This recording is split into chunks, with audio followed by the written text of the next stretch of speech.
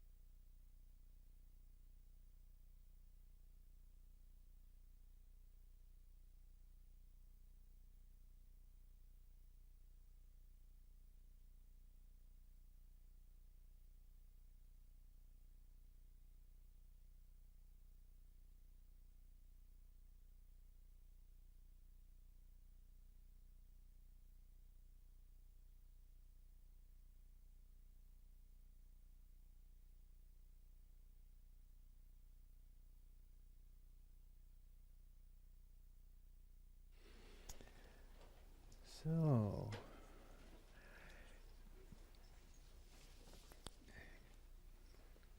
testing. Can you hear me? Better. Hello? There we go. So, I'm not sure. This is not your first time here, right? You're like in the.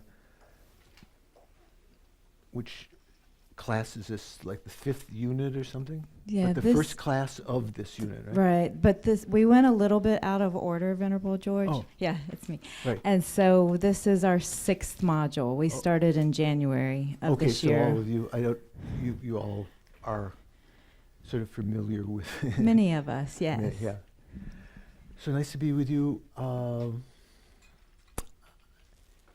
I've studied some of this material for a while. I've been a monk since 1976. There may be someone here younger that was born after 76. Maybe not. All of you look a little about that time. My name is George. You can call me Monk George or George. I say that because my Tibetan name, which we usually use, we would say my Tibetan name is Tupten Sulshrim, but when people hear that, they say, I'll just call you George. It's a little tongue twister or something. So maybe just at the beginning, let's just spend a couple minutes to calm our minds. Maybe your minds are already calm. I need to calm my mind. So let's do a breathing meditation. Have you done breathing meditation before? Watching the breathing? Okay, so you know how to do? So go for it.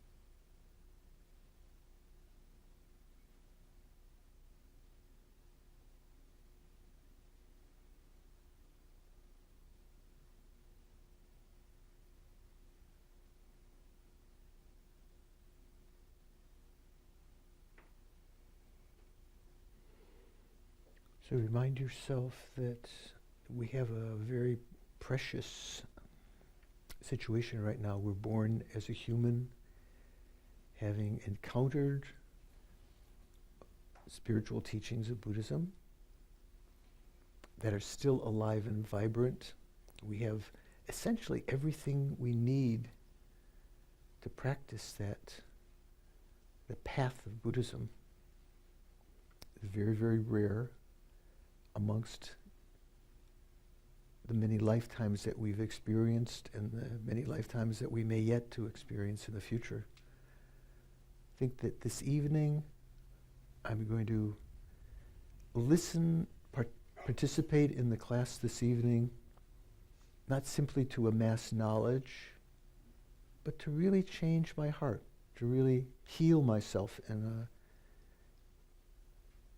a deep way, so that I'm less a problem for others, that I can actually benefit them more, and that I might eventually progress along the spiritual path, up to even becoming enlightened. So it's kind of with that aim that we try to motivate. That's the reason we're listening, and in so doing, you could create a certain inertia, a certain power, even if your mind wanders during the class, or even if you fall asleep, having begun with that motivation that you're doing so to reach your highest potential for the welfare of others. That becomes a very meritorious action.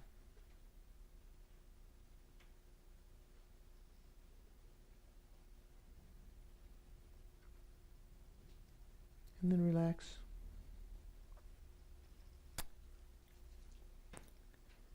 Bring your attention back to the present. if you feel lost in the distance there, there's the chairs up in the front, cushions. Feel free to get closer. Can you hear all right in the back? That's good. I think we're very fortunate to have these good AV people. Made good. It's not always the case. Okay, so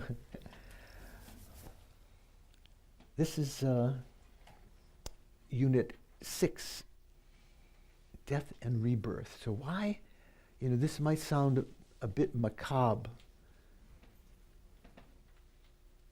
Death, what is Buddhism have some preoccupation with death? Actually, almost all spiritual traditions, real practitioners get their orientation by recognizing that we're not going to be in this body, this mortal coil, for a long time. It is the understanding of death is a motivating factor from the beginning, and it can help you to prepare for the time of death so that you can pass those last years, days, months, days without fear. Whereas a lot of people in the West, it's a big problem.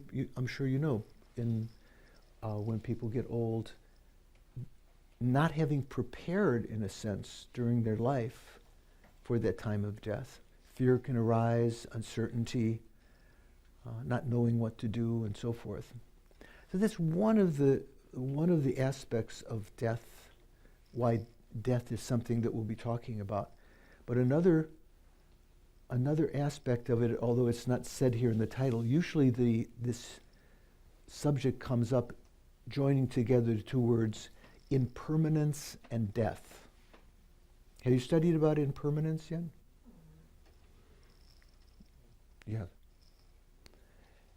And so if I ask you, is there a gross and a subtle level of impermanence? What's the difference between maybe this gentleman? What's gross impermanence? Oh yeah, no, yeah. I'll let him go. Yeah. He's more eager. Yeah. If you don't mind, folks are streaming. Well, gross impermanence,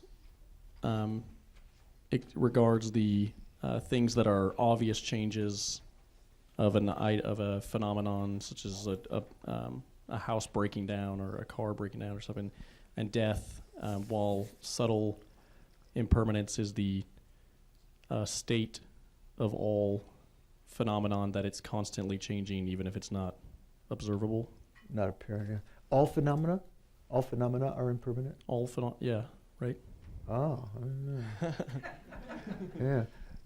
Who agrees with that? Are all phenomena impermanent? All things impermanent? Close enough. We used to say close enough for government work, right? Good enough for government work. Actually, there is something called the Four Seals. Not animals, but like something you seal something with, that are indications that something is a Buddhist doctrine. And they are all compounded phenomena are impermanent. So not all phenomena, but those that come about because of causes and effects. Come about because of causes. They may be the effects. All of those are impermanent. Then the second one is all contaminated phenomena are suffering. Have you heard that term before? Contaminated? Yeah, contaminated with ignorance and so forth. All phenomena are empty and selfless, and nirvana is bliss. Nirvana is peace. So sometimes people have said in the past, some people who hope to be Buddhists said all phenomena are impermanent, but there are category of things that are permanent, like the realization that we develop, the highest object that we can meditate on to eliminate our delusions, our afflictions, is called emptiness. Have you heard of that? Emptiness? Shunyata. Emptiness itself is permanent. Doesn't change moment by moment. Space.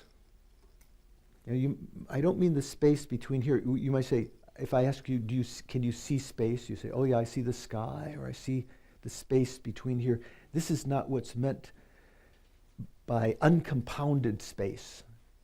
Space, in the technical sense of Buddhism, refers to the lack of obstruction. So there is space here. I can understand it intellectually by experimenting. My hand is not impeded, so there's some space here. But you don't actually see space. If you saw space, it would be something impermanent, because only things you see are forms and colors, shapes and colors. So impermanence refers to most of the things we experience. So that with that caveat that there are some things that are permanent. To realize, to have an insight into impermanence, to meditate on that, is one of the most powerful antidotes to our delusions until you can realize emptiness. My teacher, Lama Yeshe, who passed away maybe 35 years ago, 30, something like that, he used to say, impermanence, realizing impermanence is like an atom bomb to blow up your delusions. And so there's a connection between impermanence and death. Why? When we talk about impermanence, the main emphasis is on, as you had elucidated this young gentleman. What's your name, this fellow? Zach. As Zach had said, subtle impermanence and gross impermanence. The emphasis is on subtle impermanence that we'd like to be able to realize. But in order to realize subtle impermanence and understand it, and not just have just a general understanding, to really penetrate it, you have to first understand gross impermanence. You might say, well, that's so simple. There's a lot of things that we seem to know, but we haven't really, if I could use in quotation marks, realized. Like, say, for instance,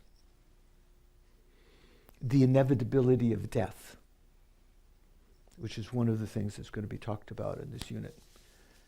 Is there anyone here who doubts that you're going to die? Well, there might be someone. There was this terrible fellow who had all the sexual escapades, Epstein. He wanted to have his head and even some other parts of his body cryogenically preserved, as though he would, later be able to be resuscitated and maybe live forever. Some people might think that. From a Buddhist perspective, we all have to die, because we will all experience this gross impermanence. So it's for that reason there's a connection between impermanence and death. What we really would like to get to is to have an experience where the mind actually senses the momentariness of, let's say, of our relationships. When something is going bad, to recognize even at that moment things can change. They are changing even at this moment. They can change in the future. To realize the impermanence of the self, our self-identity, the subtle impermanence, that we are not permanent. That is a very powerful antidote to the delusions. So to recognize that, we first have to understand and experience gross impermanence, and the most tasty, or say the most vital, the thing that is most intimate to us, phenomena of of gross impermanence is our life. So we say death. Death is an example of gross impermanence. Right? What is death? Anyone know? I want to make venture a...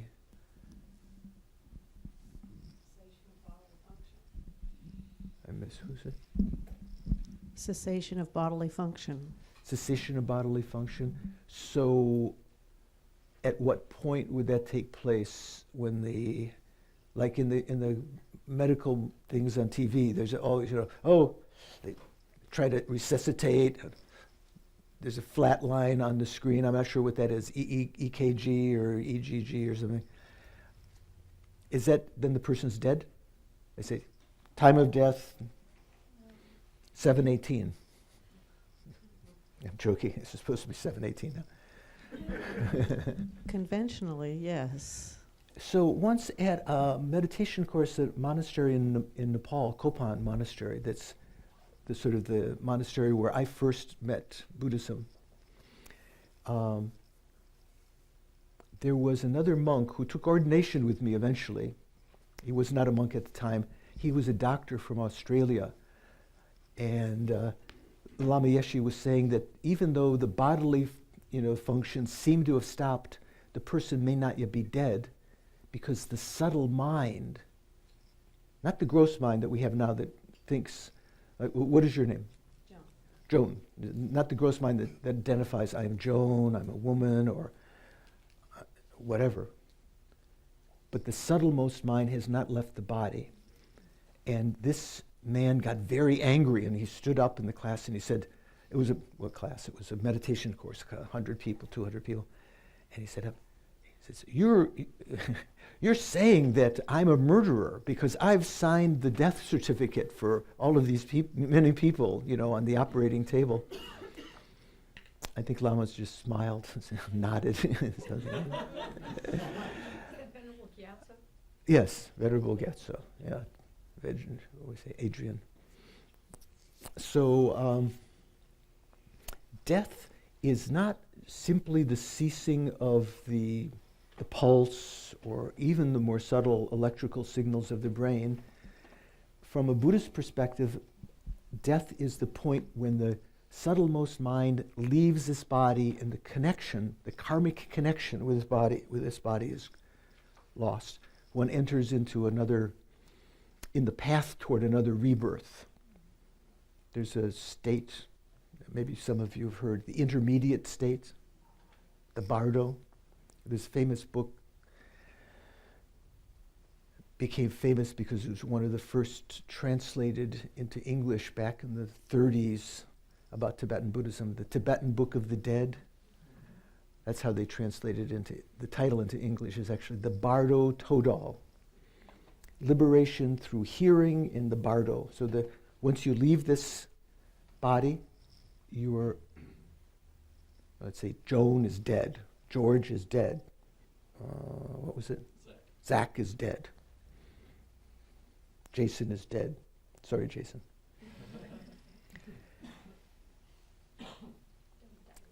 Don't die yet, Jason. So there's a connection between impermanence and death. So generally when we say impermanence, there are the two varieties, subtle and gross, or as I start with gross and subtle. Death is an example, is an instance of which? Gross, right? If you were to realize subtle impermanence, you would, every instant of your life, you would realize that you're changing, and you may have, if you'd understood that, if you could understand that, you would have already understood the inevitability of your final gross death. And so you would be very concerned, you would be very careful with your life. You wouldn't waste time because you would know you're definitely going to die and you're heading there because you've got some experience of subtle impermanence. This is just giving some background for the rationale for studying this subject. Right now, is it if I were to say death is definite, it is certain that we're going to die. I think I asked before, there was no one who objected to that. But we may not have a constant awareness of that because we're not aware of subtle impermanence, or we haven't realized the fact that we will definitely die, that death is certain. I give examples sometimes. Say, for instance, if someone were to just get a text message on their phone, or their beep, maybe everyone's phone would beep and says, a missile has been accidentally launched and is coming to this zip code in Raleigh, and it will arrive here in 3 minutes with atom bomb or nuclear bomb. At that point, although there would be panic and worry and so forth, but one would have an understanding, I can't get out of here. There's no way to get out beyond 30 miles in 2 minutes. Maybe if you had the new Tesla, I don't know. I should have to think about that. 0 to 60 in 3 seconds or something. But other than that, definitely I'm going to die.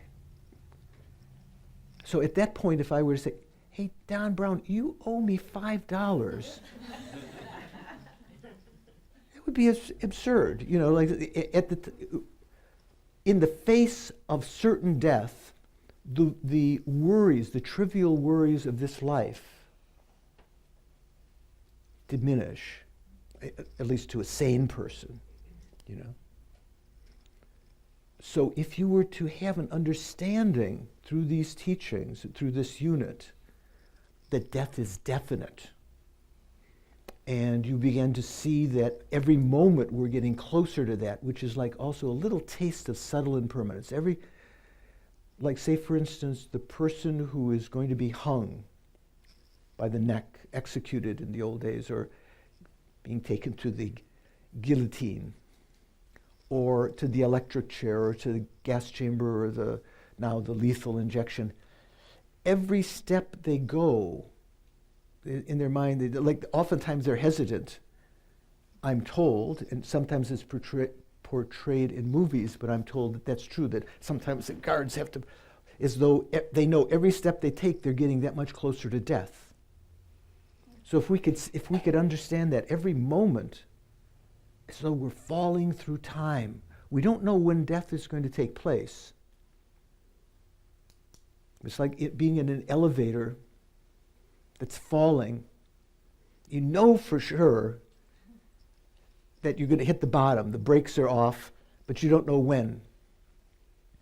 So at that point, I don't know if you would be playing games on your iPhone or whatever. You might be using your last minutes to pray or meditate, or create a stable mind.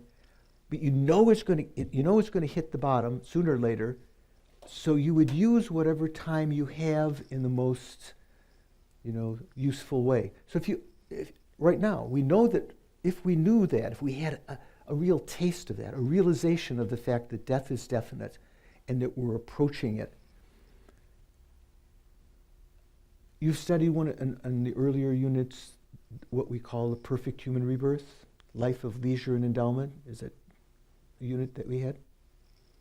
Or maybe not. Yeah? Not yet. You're the only one that says yeah. Is it called something else in basic Buddhism? Precious rebirth? Look, most of the people are looking at we may have covered it some, but we haven't done a module on it. We've done mind and its potential, how to meditate, the path. Got it. Karma. So one of the meditations that you'll be doing is to recognize this incredible situation that we have right now, a life of freedom from gross suffering, like being born in the hell realms, or as an animal, or as a spirit, and how we have we've met as I mentioned in the motivation at the beginning, we've met the spiritual teachings, we have the resources to practice. Very rare situation. It's called a life of leisure and endowment. And to recognize what we can do with this life. We can use this life to become rich and famous and have be president. Yeah. So I said, no, thank you. Have pleasures of the senses and so forth. All of the things that unfortunately people associate with the American dream. We're not really as spiritual a nation as people would like to say. But from the other perspective, if you realize that as opposed to pursuing those worldly pursuits for pleasure, possessions, fame, praise, and so forth, instead of pursuing those which are trivial and transitory and not, you can't take them with you into the next existence. Instead, if you were to pursue spiritual pursuits, developing good heart, patience, forgiveness, getting over your bad habits that harm others, and developing the qualities where you can guide others, be a beacon of hope for them, that's a much better way of utilizing this life. So with that as a foundation, understanding that we have this life of leisure and endowment, and it can be used either for worldly pursuits. What is that? Isn't it the name of some board game? What is that called? Oh, trivial pursuits. Trivial. It's the same thing. Worldly pursuits, trivial pursuits. They're all trivial. There's a verse that I find very moving that was quoted by a great Lama called the Karmapa, the first Karmapa. He said, at the time of death, the vision of this life is like last night's dream. All meaningless actions, or you say trivial actions, all meaningless actions are like ripples on a lake. So this came from his own experience. At the time of death, the vision of this life is like that last night's dream. So when you woke up this morning, did anyone remember their dream or sort of arise from it? Anyone here today? Yeah? Can you share, or is it personal what you've done? I can share it. Yeah, okay. It's part of what brings me to this point in my life. I had a dream that I was... Yeah. Last night I had a dream that I was back at the building I used to work in, and I don't know why I was there, but I was doing something, reading something or whatever, and I was there alone, which of course I would need to be because I would not want to go back there when any of the people I worked with were there. But then as I was leaving, I went out the front door, but for some reason I had parked like over on the right side, but I had to go around to the left. Wow, you remember all this when you woke up? It was very clear. One. Okay, yeah. So that's not always the case, though, right? Right. But not as soon as you woke up, the quotation from the Karmapa was, "At the time of death, the vision of this life is like last night's dream." So when the kind of sense is when you woke up, you might still have been thinking, I'm there. Where's my car? Whatever Right. But as soon as you woke up, what did you say to yourself? No, I'll put words in your mouth. Go It ahead. was just a dream. Yeah. Yeah, it wasn't. Actually. It was like it looked so real. It felt so compelling. That I was really caught up in Right. it. But it was, we say, just a dream. Yeah, It was as a far as dream, I but was when we say concerned, it was just a dream, meaning it doesn't have the same importance. So, like if you failed your exam in your dream, you might be really worried, and you wake up and, whew, it was just a dream, right? So, like that, it's said that at the time of death, you might have a fleeting memory of many events of your life, but as you're leaving connection with this body, it's almost as though all of those fade into unimportance. You can't take them with you. You can't take any of your possessions with you. The Buddha said, when a king and a beggar die, they die in the same way. The king cannot take his wife and companions, ministers, wealth, scepter. The beggar can't take their begging bowl, their staff. They leave in the same way.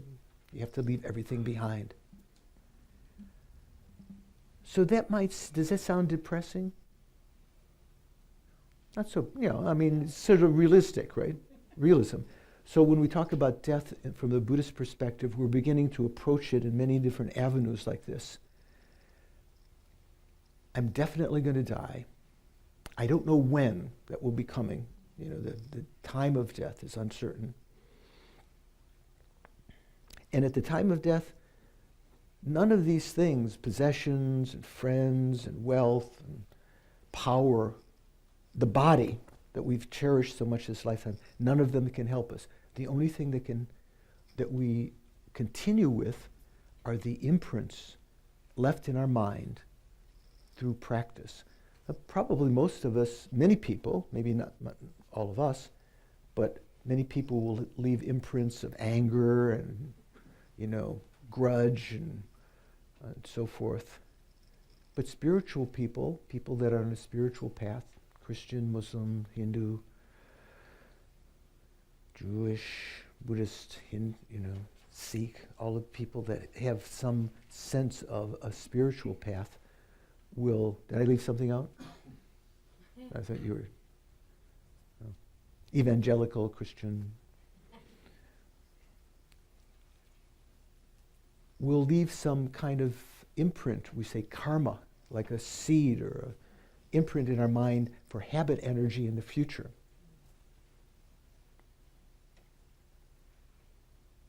Little children, once they're sitting up and, not yet walking, maybe just playing. Some children, if they see if they see an animal or an insect hurt, they cry. They almost like an innate sense of mercy or kindness. They like to pet the rabbit and so forth. Other kids, maybe with different imprints in their mind, for habit energy from past lives, they'll hit the rabbit or they'll take a hammer and smash the ants or something like that. Have you ever experienced anything like that? Variety. So there's an expression in Buddhism, if you want to know what you did in the past, look at your present life. If you want to know what you'll be in the future, look at your present mind. So if you want to know what you did in the past, look at your present life. Are you poor? Everything goes wrong? People abuse you all the time? That's a sign that you had done that in the past. We talk about karma. You've heard the word karma? What does karma mean? Action. Yeah, good. Action. Karma means action. When I asked, I've mentioned this in a couple of the other classes, when I would ask people that visited the monastery sometime when I'd lead groups, college kids or high school kids or even grade school kids, many of them would say karma means what goes around comes around. Have you heard that expression? Yeah. I'm not sure. I think a better aphorism to explain what karma means is, in the Buddhist perspective, is what Christ said, ye reap what ye sow. It's like cause and effect. You leave imprints in your mind from actions in the past that are bad, they're selfish and born from attachment or anger or ignorance or jealousy or pride. They'll leave imprints in your mind. Later, the repercussions will come, action and reaction. There'll be a reaction in the future when those karmic seeds ripen. So if you want to know what you did in the past, look at your present life. I would say that everyone in this room had not tremendously harmed others, because you all look like you have sound bodies. you have reasonably good health. Maybe some of you say, oh, but let me tell you about my liver. One of my friends, my childhood friends, I went to kindergarten. He went grade school, high school with him. He went off to Yale. I went to another school. We've known each other all our lives. We were talking on the phone about our sicknesses this year, and he says, yeah, we're getting old, George. Yeah, they say when old men talk, it's like an organ recital. Oh, my liver, my kidney, my kidney stones or whatever. So you can deduce certain things about what you did in the past by your present experiences. Your love of knowledge, for instance, or your disdain for that. It's a remnant of habits you created in the past. So if you feel, I wish I had more interest in study or more interest in practice, you have to, if you don't have that instinct now, you have to create it with effort now. You have to create the actions for that, because we will definitely die, and the only thing that we carry with us at the time of death is the imprints of our Dharma practice. The only thing that helps at the time of death is the Dharma. You've heard that word also, right? Dharma, or no? Do you know what Dharma means? Okay, you? Pardon? I said I'm learning. You're learning. I thought this lady next to you was going to say. Oh, is it the law, the teachings? That sometimes translated that. It's an Indian word, right? That comes from even before the time of Buddha. It's part of the Indian culture. It comes from a root word that means to hold up. So Dharma has different meanings. Sometimes a person's responsibility that they have to uphold. In the Hindu tradition, let's say, oh, that's my dharma. I have to take care of my parents. Then I have to, raise a family. I have to have a job. This is your dharma. You have to be responsible. When we talk about the holy dharma, when we talk about spiritual things, the holy dharma is what holds you up from suffering. Dharma. So there could be teachings that you hear, but that doesn't actually hold you up because you can forget them, you don't practice them. Actual Dharma is when you develop some insight through the spiritual teachings, whether they be Christian or Buddhist or whatever, that protects you, that in time of need, you can call on those teachings, your insight into that, to protect your mind from being uncomfortable, from being sorrowful, from being afraid. Just the understanding of impermanence and death. I told this story, I think, in one of the other seminars here, but certainly when I was teaching in Washington, D.C. just before this, so it might have been there. When I lived in Beirut, before I met Buddhism, I was teaching at American school there, high school. And a friend of mine and I, he was a college student, an American boy. He was a college student, and he and I put our money together and rented a house up in the mountains in Beirut, overlooking the sea and the airport, just to get up on weekends, And at a certain point, he had a friend visit from the States named Fireball. Did I tell this story? Did you hear this? So later, I couldn't remember where. I remembered that Fireball was either from North Carolina or South Carolina, and I asked some people, and they said, "Oh, with a name like Fireball, he's from South Carolina." So Fireball, he and my friend Steve, they, unbeknownst to me, really. They experimented. They bought some hashish. Do you know what hashish is?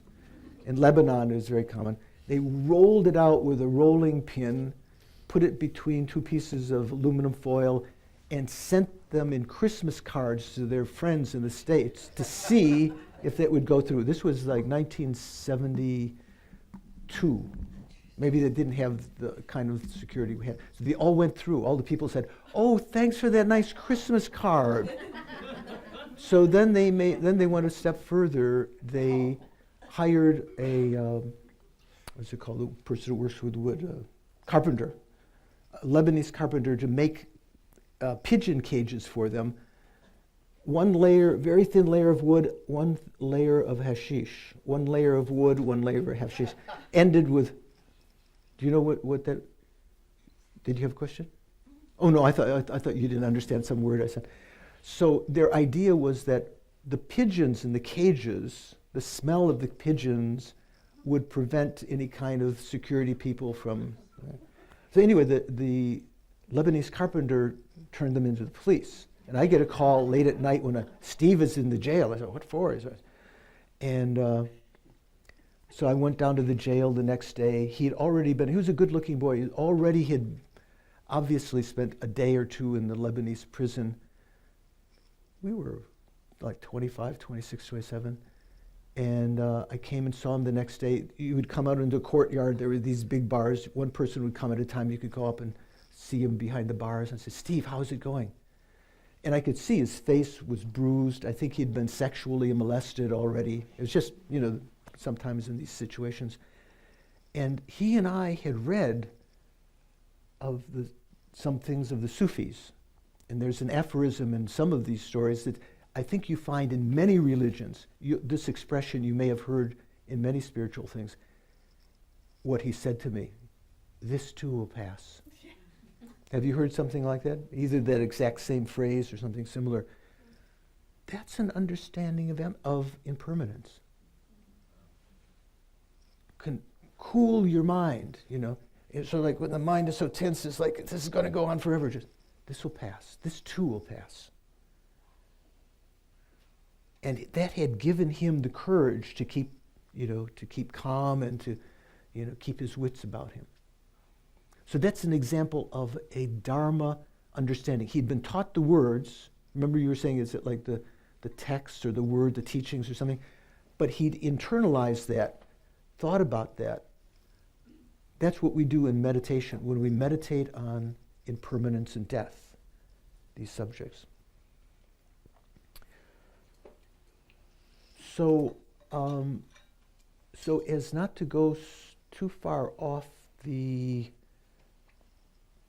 beaten track here, let me take a couple minutes to see if you have any questions, see if you're following what I'm saying, if it makes sense to you, if something's unclear, if you'd like some more clarification, or something I said was just wrong. You want to correct me? So, anyone? Come on, don't be shy. Oh, this gentleman who ceded to Zach before. Yeah, I'm actually going to talk.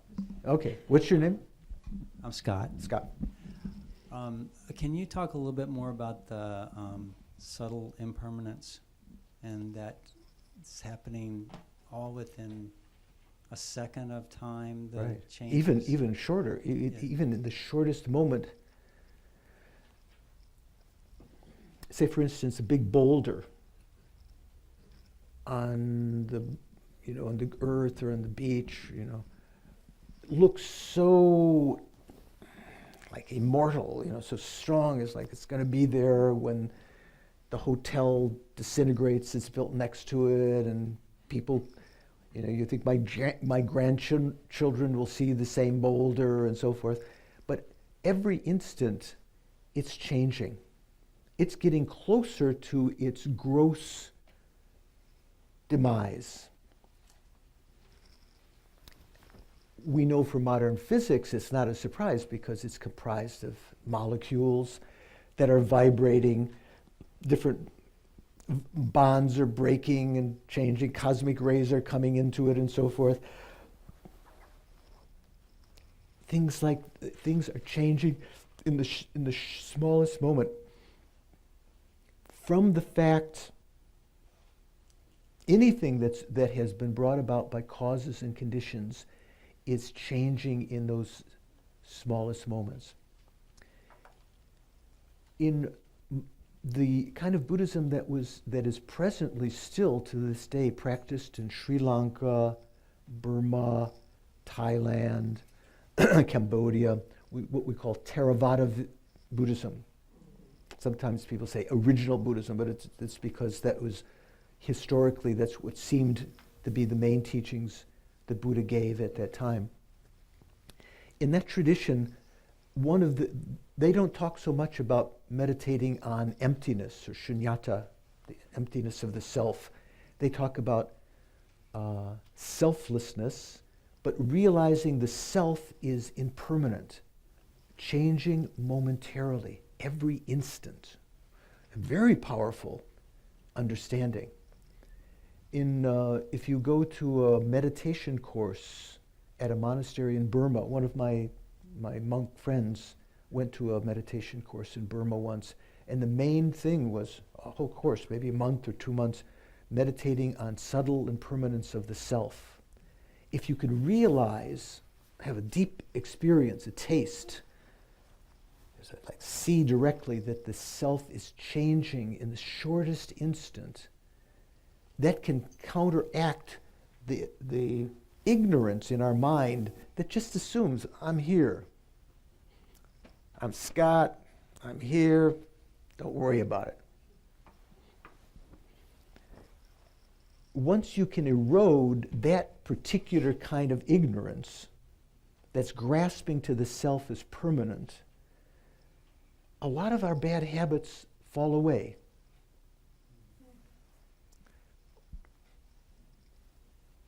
So from that point of view, one can understand what my teacher Lama Yeshe had said, that the understanding, the realization of impermanence, subtle impermanence, it's like an atom bomb.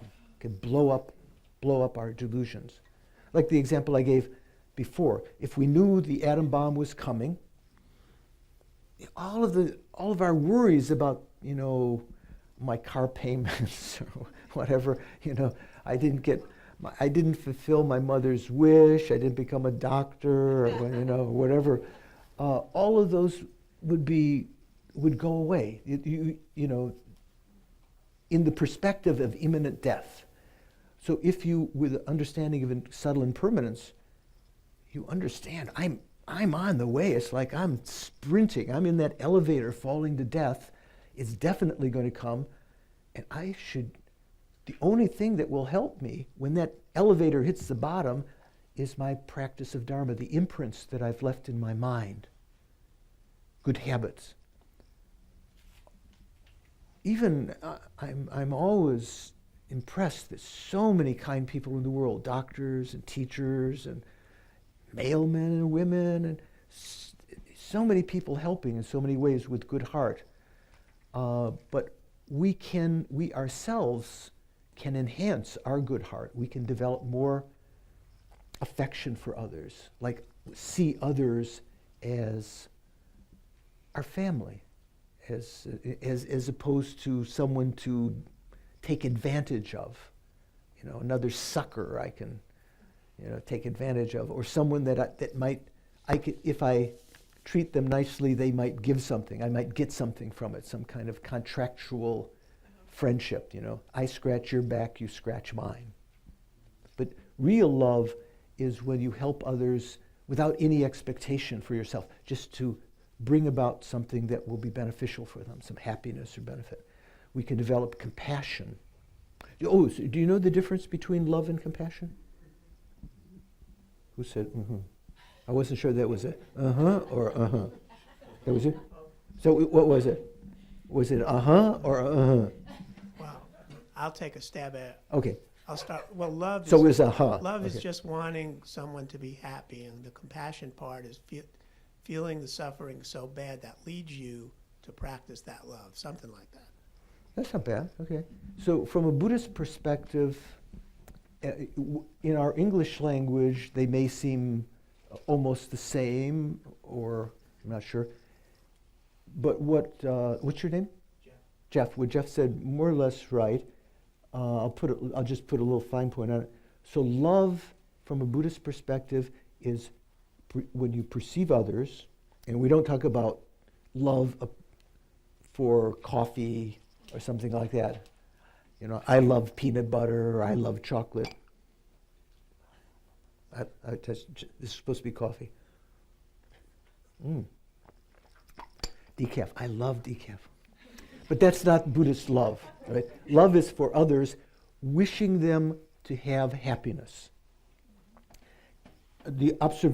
What you're observing, the object that you're thinking about are other living beings. It can be insects, it can be dogs and cats, it can be harmful spirits, it can be your enemy, it can be any living being. Compassion is a counterpart of that. Compassion is when you perceive others and want them to be free of suffering. Compassion, you feel along with others. Compassion. What's it? Does anyone know German? You're German? What is it in Mitgefühl? Huh? Mitgefühl. To feel along with others, right? So say like in compassion, to feel passion with others. It doesn't mean you go crazy with other people's sufferings, but you have it starts with an empathy. You know what empathy means? To sort of sense some equality with them, and I can feel I can understand what you're feeling, brother, sister. And then when that is warmed, intensified, when you wish them to be free of that suffering, the same way you recognize, just as I would like to be free of suffering, it would be wonderful if they were free from suffering. Sometimes we don't feel that. We may see other people suffering and we think, that's their, they deserve it. You know? That's I think, quite prevalent in our modern life today. So the two, love and compassion, if one is present, the other is present too, but may not be manifest at the same time. Like if you see a little baby crying, it's lost in the fairground, his mom's somewhere else, and where's mommy? You'd be oscillating between a moment of love, wanting them to be happy. Here, take this, don't worry. And then wanting them to be free of suffering,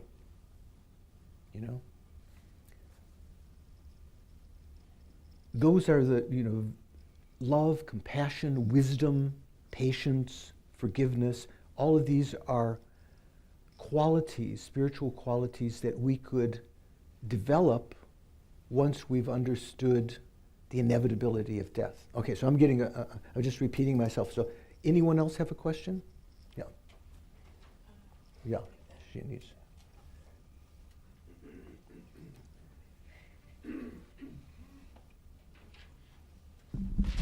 Oh. Talking about the atom bomb of Okay. understanding. Atomic energy question. Okay. What? No, just joking. Yeah. The first Karmapa statement that you gave hit me very deeply. Okay. And I got the first part of it. At the time of death, the vision of this life is like last night's dream. That hit me very deeply. Right. And I missed the second part. The second line is all meaningless actions are like ripples on a lake. So if you were toss a little, say a still pond or lake, you toss a stone in, are you skipping stones, You toss a stone in and you see some ripples coming out from that. And as they get further and further away from the point where the stone went in, what happens? They get bigger? No, they get smaller. They dissipate. They become, by the time they get to the shore, maybe there's a little bit and some reflects back, but after some time, it's gone. So, interesting expression, meaningless actions. You say, what are meaningless actions? I don't perform any meaningless actions. All my actions have meaning. From a spiritual point of view, actions that are done with the aim of just the happiness of this lifetime alone, just thinking of the happiness of this lifetime, are like those ripples on a lake. They're called meaningless actions because those actions that are done just for the happiness of this lifetime don't create imprints, karmic seeds, you might say, actions that will have positive impacts in the future. It's almost as though they're like ripples on a lake. At the time of death, nothing continues. That will benefit you in the future. You might say, well, I've given to the Red Cross, because I got my name on the list that was published in the newspaper, and there are people that give money, benefact at the university to build a big new branch that has their name on, the Churinoff School of this or that. So it would be... That would be a meaningless action because although it might benefit people right at the present, your motivation was just for your fame this lifetime. It wasn't really for the benefit, totally for the benefit. Well, it might be some thought of benefiting others. Maybe you make a cancer research institute, so you really want to have cancer cured, but you need to have your name on the wing, right, or the lab. Susie's Cancer Ward. So it's a little bit like mixed karma. There'll be some ripples in the future that are beneficial, but some that are not so beneficial because you did it with a kind of egotistic, self-centered idea for the happiness of this lifetime. Negative impacts in the future can happen. Okay, thank you. Yeah. Okay. Yes, this lady in the back. I'm glad. So 2 ladies that asked questions both have green shirts and black pants. Interesting. What does that mean? Nothing. No, nothing. Right. Absolutely nothing.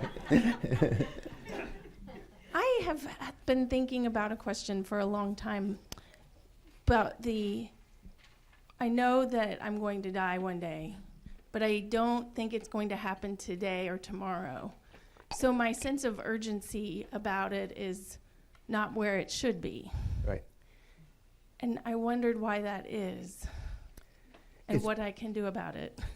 What you can do about it is come to the next couple of classes because you're absolutely right. There is a meditation that we'll be doing, I assume. Correct me if I'm wrong. Where's the girl? Jill. Is that right? We do the 9-round meditation?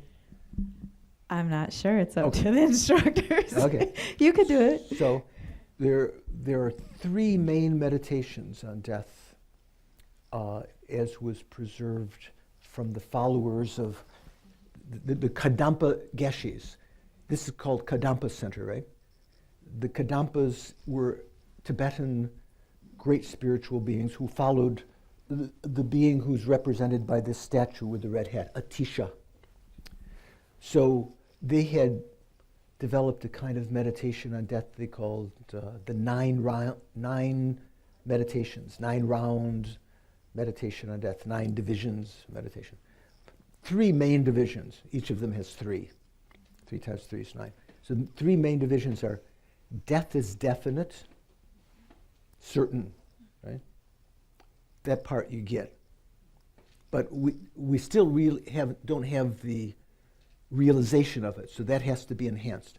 Second one is the time of death is uncertain, which is what you're addressing. If you meditate on that and you have a deeper understanding now of death, that death, we don't know now, we don't have clairvoyance, we don't know when death is going to take place. If you have that understanding, you don't procrastinate because you could die tonight. You could die going home. I don't want to say it, you could die here. Yeah. I gave a talk in Delhi one time, in India. There's actually a Lions Club in New Delhi. You know the Lions? Lions. Pardon? Rich people. Rich people, yeah. So they told me a story about I was talking about death, time of death is impermanent. is indefinite. And they told me about a story of some person who had spoken to them at one time at one of these chicken banquets, you know, like they always joke afterwards there's rubber chicken that you eat. I mean, real chicken dinner, but it's always like not so good. So the person had spoken about how to use your life, you know, to do your dream, you know, bucket list or something like this, because these are old guys in the Lions Club. I think they were all men. And the person sat down and the other person is leading applause or something, and the person is eating the chicken, and a bone gets stuck in his throat and he dies right there, right after the lecture, right there in the room, they said. So we don't know. Time of death is uncertain. If you realize that, if you have a taste of that, that sense of lack of urgency is gone, because I may die today. In fact, there's an expression like this. The person who thinks, I may die today, not just I may die, I'm going to die today. Say, if you thought you were going to die today, you wouldn't worry about so many little things. You would try to get your life in order, get good heart, apologize to people, try to die in a happy mind. So the person who thinks every day, I'm going to die today, is wrong every day until the day they die.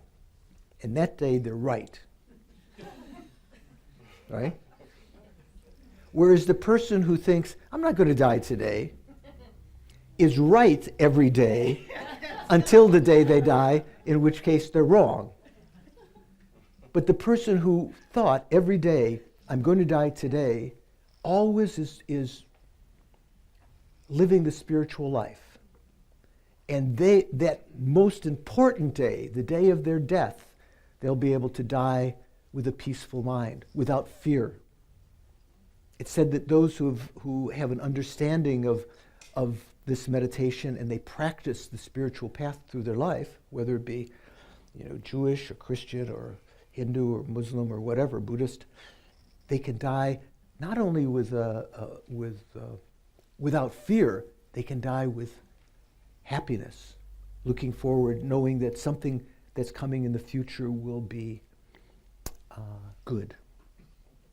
So that meditation, the third meditation, third main outline, so again, death is definite. The time of death is indefinite, uncertain. The third is, I touched on before, the only thing that helps at the moment of death is the Dharma. That means that those things that you've practiced spiritually, that left imprint in your mind, good habits that you can take with you, or your Dharma realizations that you can call up at that mind, at that time. Oh, it was inevitable. I was going to die. No big deal. You know, from the very moment I was born, I was on the way to death. I heard one of my most esteemed, what I consider to be one of the greatest politicians, but American politicians think sometimes they say he was the worst president, Jimmy Carter. Just the other day, he said in church, he said, "Do you know what did he say?" This gentleman, you heard. I'm very much at peace. I'm very, yeah. I've come to what did he say? Terms. I come to terms, right? He said he'd come to terms with death, and he's at peace, and he's ready to die. Yeah. But he's only 95, so yeah. who Yeah. knows? He's got a long time left, right? He hasn't announced yet, but he may run. Right. He may be a write-in candidate. Yeah, that's right. Yeah, yeah. What's your name? What's your name, sir? Michael. Michael, thank you. Thank you, Michael. I missed your name, this gentleman who told the dream, yeah. Justin. John. So we could come to terms with our death, our inevitable death, by understanding it now. If we wait until we're in the hospice, or that our parents or friends are in the hospice, to introduce spiritual qualities, that's a bit late. That's why people freak out. Older people, they're counselors that try to help them to cope with the impending death. sometimes we try to avoid that by getting plastic surgery, and I see there's this every year about this time there's these Esther Lauder, some kind of new cream that gets rid of the wrinkles. So almost forgetting about the fact, obliterating from your mind the fact you're going to die, always pretending, even in your own mind, thinking you're young. You know, it's okay to get old. You know, this gentleman in the back had a question, I think. Oh, Dr. Brown had. You were his surrogate. Okay. So my I've looked at this question a lot, and this is an assertion. I don't know if you would agree with this or not, but I don't think that I'm speaking for myself. I'm going to die? And I've seen a lot of people dying and going through the process and right up to the I don't think anybody really thinks they're going to die. You said something earlier, how ignorance grasp onto this sense of a permanent self. Right. And it's almost like it seems to me like we can never have a true realization of death and impermanence, subtle and gross, until we've gotten a handle on the wisdom, the truth of emptiness. Right. Is that true? Is that a fair statement? I mean, we can dig at, we can nibble away at it. I think but you're right. It's a big step to actually believe it in our heart of hearts. Yeah, I think that's what,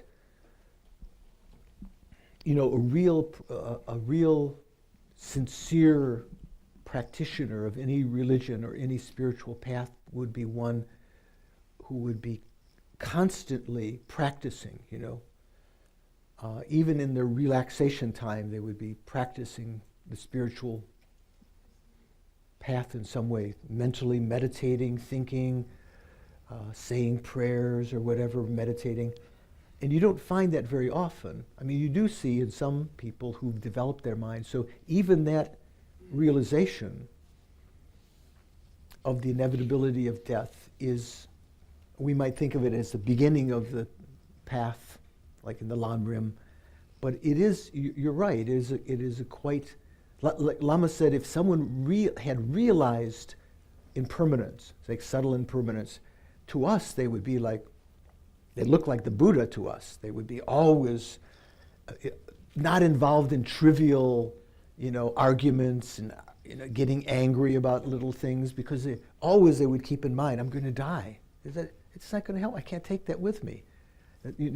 Always wanting to win the argument. You know people like that?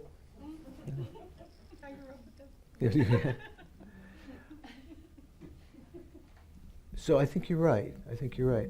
Yes, this lady. What's your name? Joan. Also green shirt and dark No, pants? not green, black. Okay, almost the same. Okay. I'm a female, that's for sure. Yeah.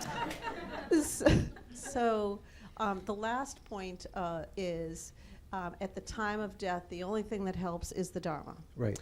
And how does that transcend to people of other spiritual practices? Right. So from a Buddhist perspective, it's not as though other, like where I live in North Carolina here, north of Asheville in the mountains, there are a lot of evangelical Christians there.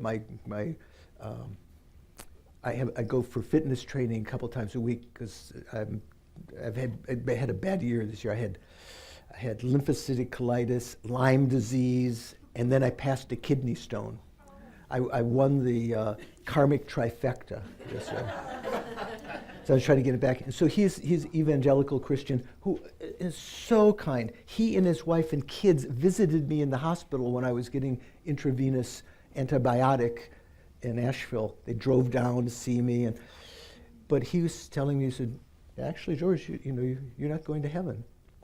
Catholics are not going to heaven. Only evangelicals are going to heaven. And the Catholics used to be, I remember when I was a kid, one of my friends who was Catholic said, We feel sorry for you. You're not going to heaven. You're not Catholic.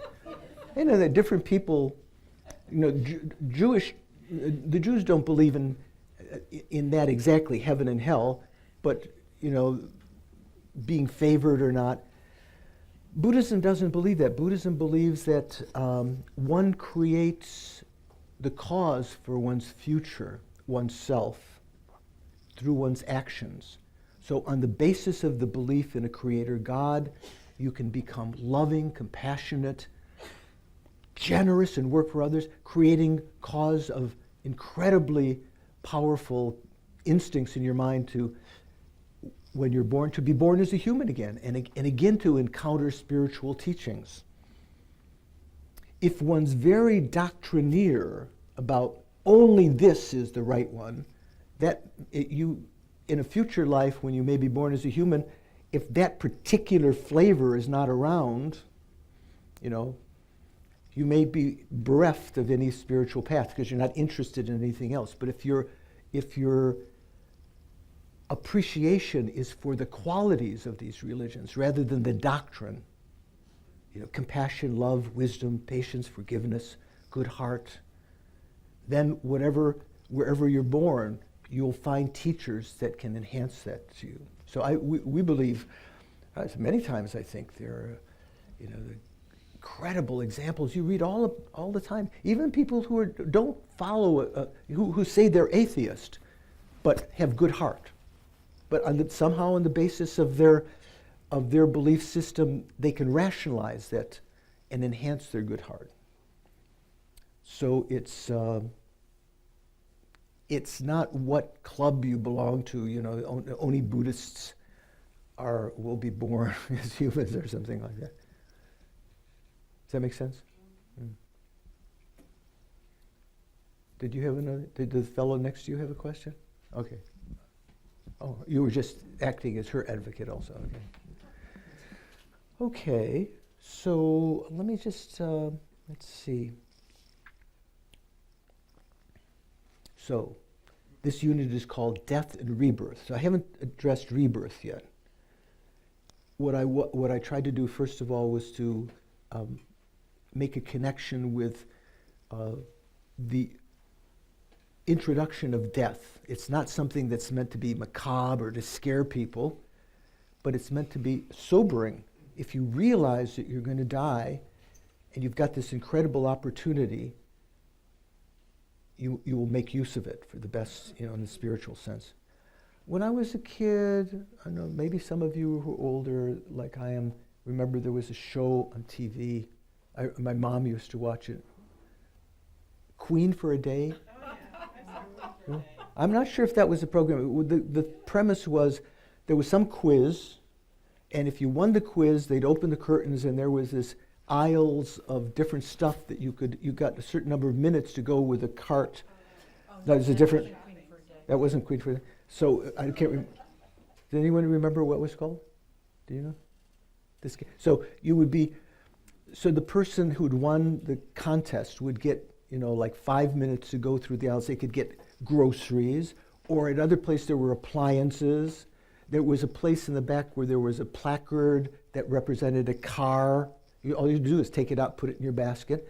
And some people, very simple people, once the clock is going, they're just putting the groceries in there. And people, the crowd is saying, stupid, you know, there's the car over there, there's the vacation in the Bahamas.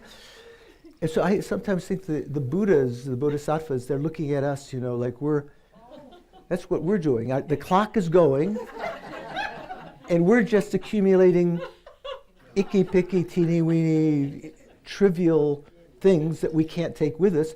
We're leaving the great, you know, compassion and the things that would benefit us in the long run, much more substantial. Okay, so that was a little bit about, I try to connect death and impermanence, that death is the example of death is the example of gross impermanence, and it's the most intimate to us, and so it's the best way of entry into subtle impermanence. If you want to understand subtle impermanence and you don't understand death yet, you're lost. So you have to go from the gross, understand the gross, then understand the subtle. So what happens at the time of death? And I asked at the beginning, what was the definition? Some people proposed some ideas. I mentioned death is when the mind severs its relationship with this body, the subtlemost mind that doesn't think, I'm that personality. It's something that carries the imprints, the habit energy, the karmic seeds. That consciousness, due to the karma on it, the karmic seeds on it, will find another rebirth. It will be reborn. All of us will be reborn. Some of us might be born as humans.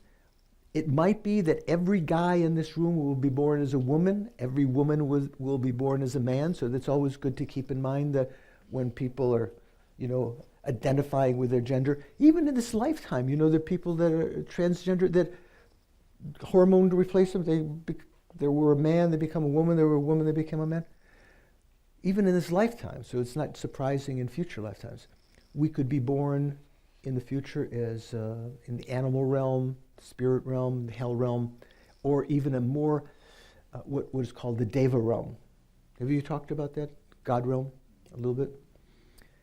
From a Buddhist perspective, it's not the best place to be born. It's very comfortable, but like even in this lifetime, one might recognize that from a spiritual point of view, to be born as an incredibly wealthy person, all your needs are fulfilled, very handsome, very powerful.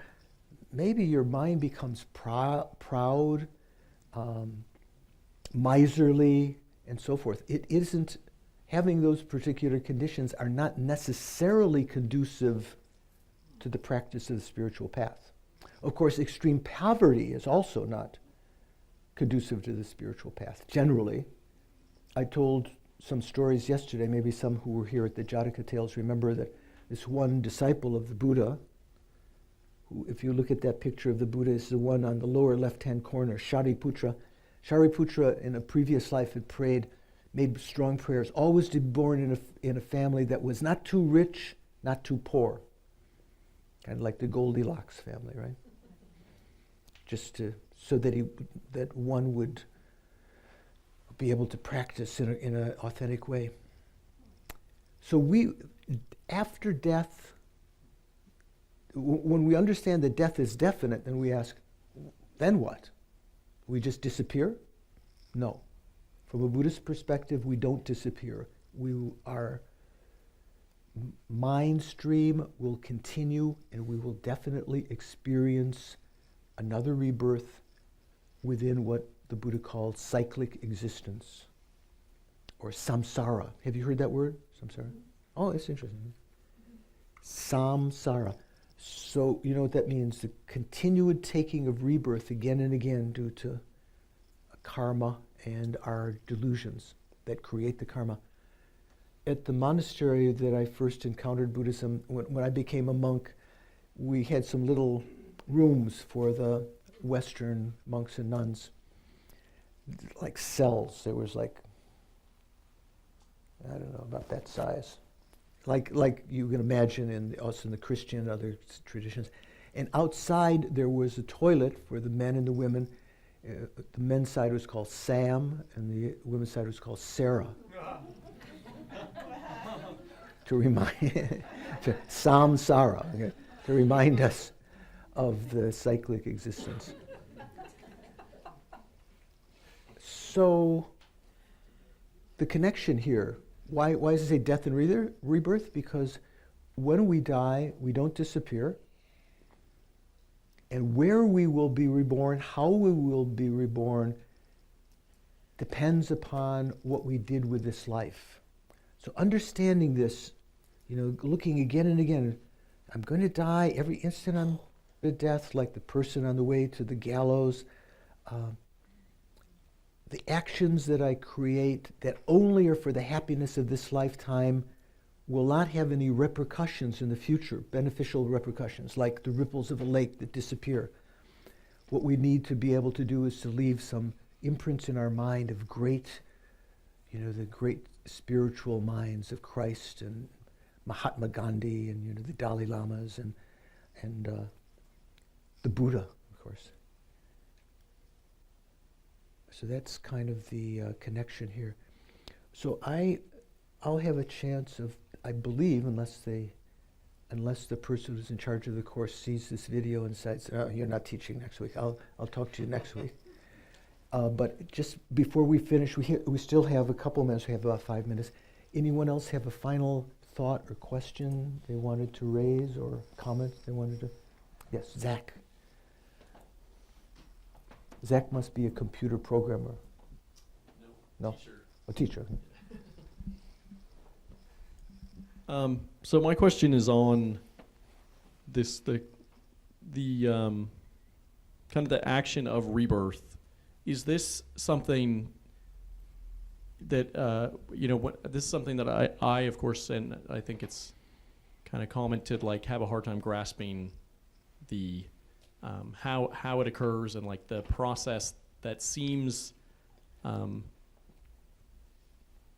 I guess it seems like oversimplified, the idea that like dying and then there's this thing that is the mind and it jumps to a new body.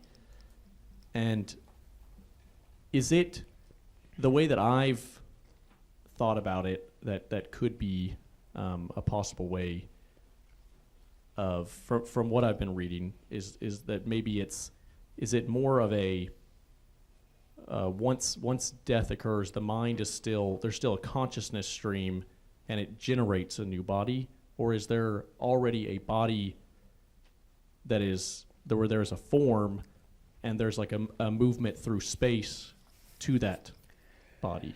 Yeah, good question. So from a Buddhist perspective,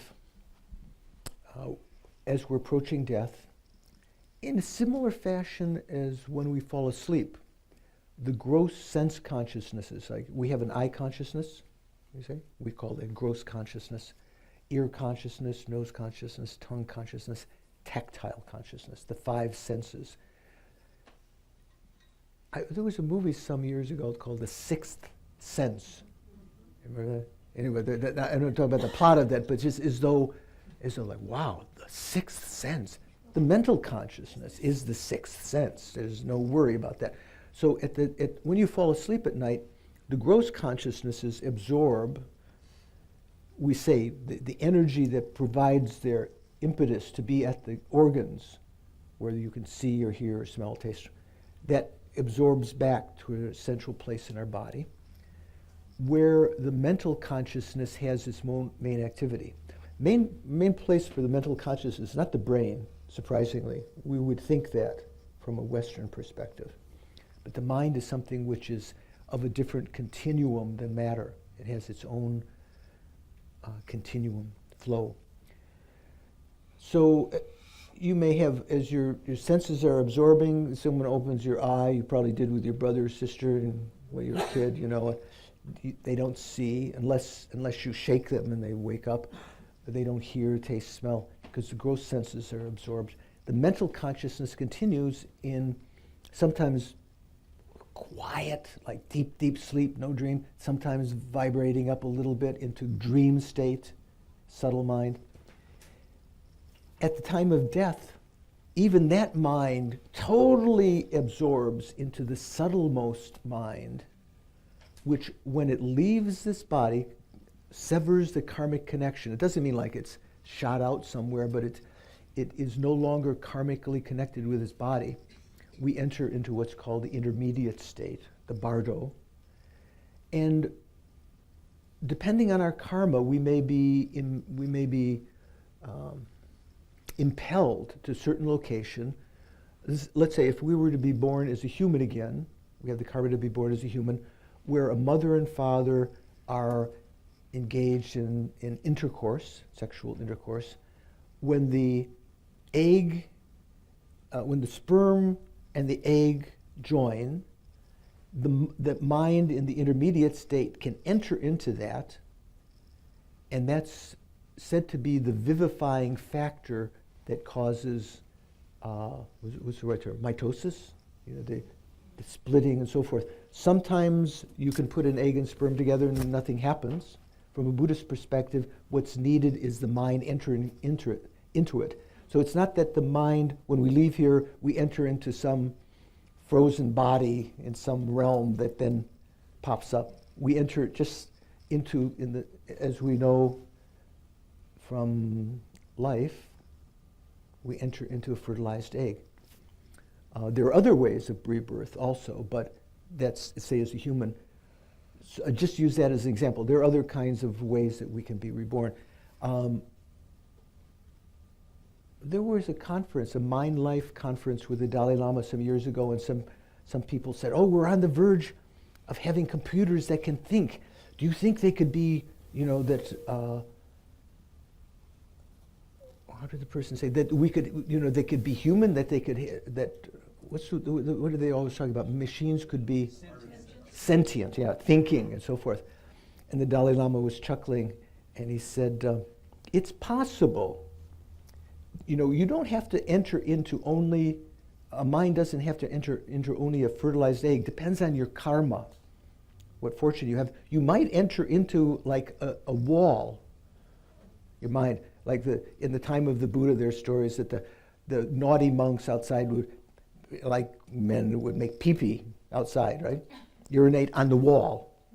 They created the karma when they died to be born in the wall. Their mind would be peed on by others long periods of time. That would end at some time. It's almost like a hell existence, So he used that as an example. It's possible that in the future you could be born within a circuit board or in a silicon chip. And he pointed to the person and said, and you, by thinking in that way and appreciating it, are creating the karma to do that. You may be so there might be some computer that becomes sentient, but not because of connecting the wires together, but because someone had that weird karma to be reborn in that, like Hal or whatever. Yes, ma'am. So, is there choice for rebirth? Eventually, when one has great control, there is choice. But at our level, and even as Don implied, most people, there's not much choice, not any choice. We are blown by the winds of karma, you could say. Pardon? Well, throwing karma is just the karma. You could kind of understand it that way. The word throwing karma sounds like that. Throwing karma just means the karma that determines where you will take rebirth, not which particular parents you will take birth with and so forth. Some beings, because of their great love and compassion and spiritual qualities, make very strong prayers, aspirations. So it's not praying the Buddha to be born somewhere. The Buddha, it's up to our own karma. But like really wishing strongly to be born as a man or a woman to benefit people of a particular country, and that can impel the rebirth in such a way. But those with great control who have meditated this lifetime, and very subtle meditations, control the mind, at the time of death, they can experience that clear light mind and control that. They can actually take rebirth exactly where they want. But generally, it's with, let's say, if they're born as a human, born to parents that they have some karmic relationship with. When my teacher passed away, Lama Yeshe, before he passed away, he told this couple in Spain, he told the wife that she was a perfect example of a mother, and made other allusions about, being with them. In the future, he was born.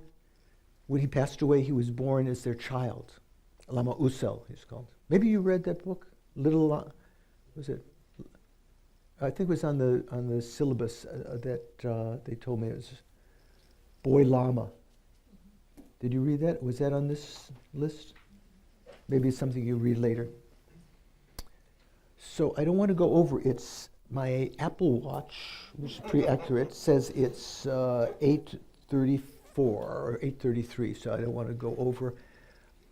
Thank you very much for your attention. Unless I'm unless I'm given the black slip, I'll be with you next week. I'm just visiting until then, and then I'll be going back to my cabin. And so I'll see you then. And if you know of others who missed, I think this is, will it be up on the website? Yeah. And if you like to hear some other teachings, I'll give a talk on Wednesday on the Four Noble Truths, and the following Wednesday also the connection between the Four Noble Truths and what are called the 12 links of dependent origination. You're welcome to come. So let's just do a final thought, a dedication.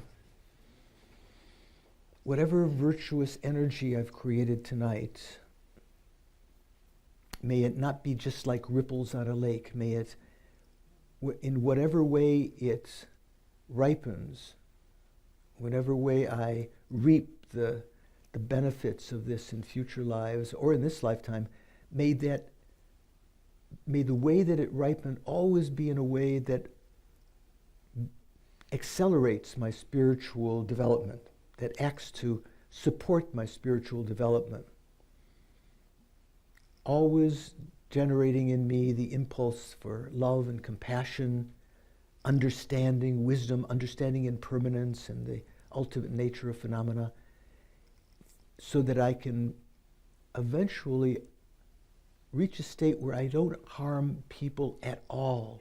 I don't harm living beings at all. And from that state, I can actually benefit them in a real, meaningful way. In whatever way these karmic seeds we've left tonight ripen, may they act to lead me to full enlightenment for the benefit of all living beings.